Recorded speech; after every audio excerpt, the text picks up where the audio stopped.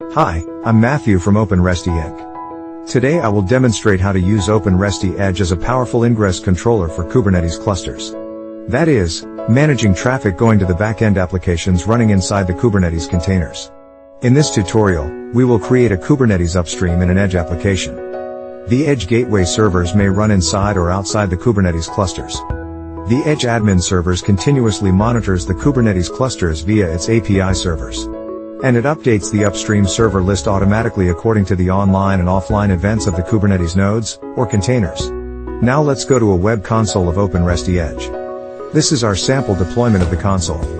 Every user has her own local deployment. First, we need a gateway server in a dedicated gateway partition that can connect to the Kubernetes services. Let's go to the gateway partitions page. We have already created a gateway partition, Kubernetes test partition, which contains a gateway cluster, Kubernetes test cluster. We need a separate gateway partition here because not all our gateway servers can connect to our Kubernetes services. Go to the Kubernetes test cluster. There is one gateway server already defined in this gateway cluster. We need to make sure that this gateway server can reach our Kubernetes cluster. Before we can create a new Kubernetes upstream in an Edge application, we need to first register our Kubernetes cluster globally. Go to the Kubernetes page. Click this button to add a new Kubernetes cluster. The OpenResty Edge admin needs to establish connections to Kubernetes HTTPS API servers for any new notifications.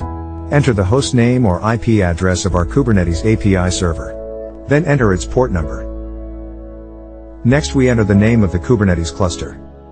We disable the SSL certificate verification. This is because our Kubernetes API server certificate is self-signed. We also need a token with enough privileges to access the Kubernetes API server. Click on the link how to generate this token. This window explains how to generate one from your own Kubernetes deployment. Now let me demonstrate the process. Close this window. We need to prepare a token.yml specification file. One sample of this file is as follows.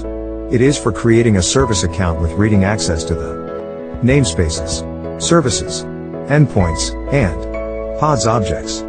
Then we create the service account using the following command.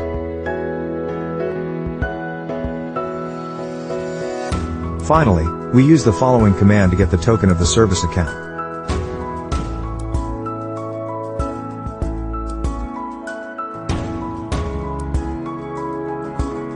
The text after token is the token we need. Now we have a token to access the Kubernetes API server. Paste the API token we just created. Click the Create button. Now that we have the Kubernetes cluster registered globally, it's time to create an upstream in an Edge application to make use of this cluster. Go to the application list page. We already prepared an Edge application named www.kubernetesedgetest.com. Our application is mapped to the gateway partition we showed earlier. Enter the application. Go to the Upstreams page.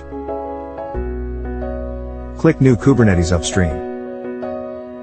Enter the name of the Kubernetes upstream, My Kubernetes Backend. Select a Kubernetes cluster as the target. We select the one we just created at the beginning of this tutorial. Now select the target Kubernetes namespace. Choose the namespace name default. You may have a different namespace though. Select a Kubernetes service from a list. We'd select the test-hello service. And also the service port. It's port 80 in our case. Save the new upstream. Now we successfully created a new Kubernetes upstream.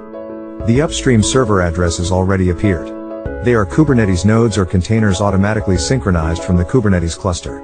Just as with ordinary upstreams, we still need to create a new page rule to make use of this new Kubernetes upstream. Go to the Page Rules page. Click this New Rule button. Enable the proxy action. Click on the Proxy to Upstream drop-down list. Select the Kubernetes upstream, My Kubernetes Backend, we just created. Save this page rule. we need to make a new configuration release for this Edge application, as always. Click this button. Ship it.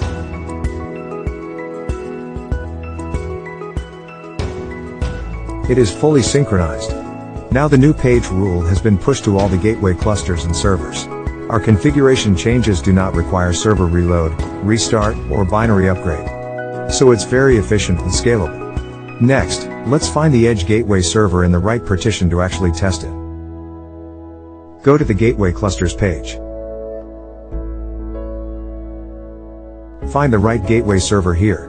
Its public IP address ends with .196. Copy this IP address so that we can use it on the command line. On the terminal, let's try to access the Kubernetes service through this gateway server. Note that we use the gateway server IP address we just copied. Run this command. Now we see that access to the service was successful. In the rest of the tutorial, we'd modify the configuration of the Kubernetes service. We'd increase the number of the Kubernetes nodes to 3 on the fly. It was scaled successfully. Let's check the new nodes. There are indeed 3 Kubernetes nodes now. The Kubernetes upstream should be automatically updated by Edge admin to reflect this change. Let's go back to our Edge application page to check it out.